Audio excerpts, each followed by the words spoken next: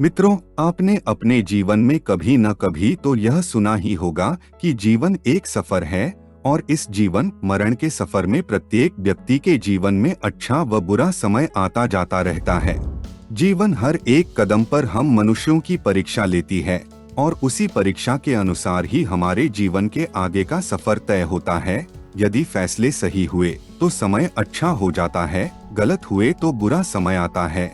शायद यही कारण है कि हमारे पुराणों में भी बताया गया है कि हम मनुष्यों को दूसरे के जीवन से सीख लेनी चाहिए। यदि दूसरे लोग कोई फैसले लेते हैं, उसके वजह से वे परेशानी में पड़ते हैं, तो हमें भी वैसे फैसले लेने से बचना चाहिए। एक महात्मा जी पेड़ के नीचे बैठे हुए थे। उनसे एक आदमी ने पूछा कि आप इतने समझदार कैसे बन गए। महात्मा जी ने उस व्यक्ति की तरफ देखा और कहा कि मैं बेवकूफों को देखकर सीखता हूँ। मैं उनके फैसले लेने के तरीकों को ध्यान से देखता हूँ और फिर खुद फैसले लेते वक्त उनके द्वारा की गई गलती को नहीं दोहराता, जिससे परेशानियों से बच जाता हूँ। ठीक यही चीजें हम मनुष्यों पर भी लागू होती है। यदि हम अपने फैसले लेते वक्त दूसरों के द्वारा किए गए गलतियों को ध्यान से परखें, तो शायद हम अपने जीवन का 20 से 25 साल बचा सकते हैं, जो कि इंसानों को अमूमन लग ही जाता है सीखने में। यही चीजें आपको 99% लोगों से आगे पहुंचा देगी।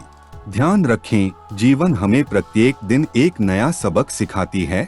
यह आपकी हम मनुष्यों की जिम्मेदारी है कि उसे ध्यान से समझें और सही रास्ते पर चलें, क्योंकि भगवान भी उसी का साथ देते हैं जिसका रास्ता सही हो।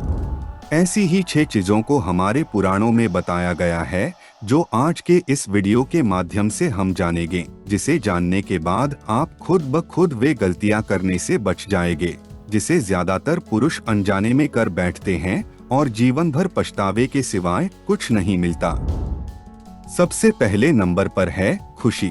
मित्रों, सुख और दुख सब कुछ हमारे भीतर ही छिपा हुआ है।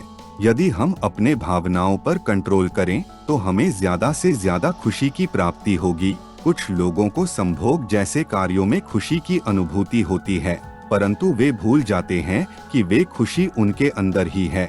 संभोग तो मात्र एक जरिया है उस खुशी को पाने का। वही हमारे संत महात्मा हर वक्त उसी आनंद में रहते हैं जो हमें थोड़े समय के लिए संभोग में मिलता है। इसलिए यदि आप अपनी पार्टनर से संबंध स्थापित करते हैं तो स्वाभाविक है कि आपको उसकी भी खुशी का ख्याल रखना पड़ेगा। ऐसे में कभी कभी आपको दुखों का सामना करना पड़ सकता है, जबकि जिस चीज को पाने के लिए आपको किसी का सहारा लेना पड़ रहा है वह खुद ब खुद आपके अंदर है।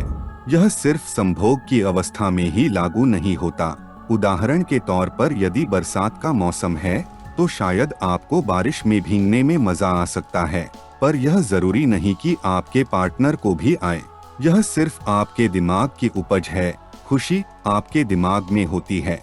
इसलिए बेहतर है कि सोशल मीडिया से दूरी बनाते हुए एक खुश रहने का एक नया तरीका ढूंढे और अपने चहेते लोगों के साथ ज्यादा से ज्यादा समय व्यतीत करें। दूसरी बात बताई गई है कि इस संसार में सब कुछ टेम्पररी है। चाहे यह आपके जीवन का अच्छा समय हो या फिर बुरा समय, हमेशा याद रखें, बुरा समय आया है तो आप उससे लड़कर ही अच्छा समय को प्राप्त कर सकते हैं, क्योंकि यह दुनिया हमारे भावनाओं से नहीं चलती। हर दिन हमें एक नई चुनौतियों का सामना करना पड़ेगा। इसलिए हमारे पुराणों में भी कहा गया है, यदि आप अपने किसी भी सपने को पूरा करना चाहते हैं तो सोचने के बजाय उसको प्राप्त करने के लिए कार्य करें। तीसरी बात बताई गई है कि इस संसार में सबसे बड़ा रिस्क है रिस्क ना लेना। यदि आप अपने आसपास देखेंगे तो पाएंगे कि ऐसे अनेक बेवकूफ लोग पड़े होंगे जो आपसे बुद्धिमान नहीं होंगे, पर वे आपसे ज्यादा सफल है। उनमें और आप में बस इतना ही फर्क है कि उन्होंने सोचने की बजाय रिस्क लेना शुरू किया, क्योंकि उनको इस बात का समझ आ गया कि हमारे पास तो वैसे भी कुछ नहीं है और हार गए तो भी कुछ नहीं मिलेगा। यही चीज उनको आपसे आगे ले जाती है। यदि आप भी किसी फील्ड में अपना सिक्का आजमाना चाहते हैं, जीतना चाहते हैं, तो नकारात्मक चीजों पर ध्यान देने की बजाय थोड़ा रिस्क ले और विश्वास करो, आपको कभी भी पछतावा नहीं होगा।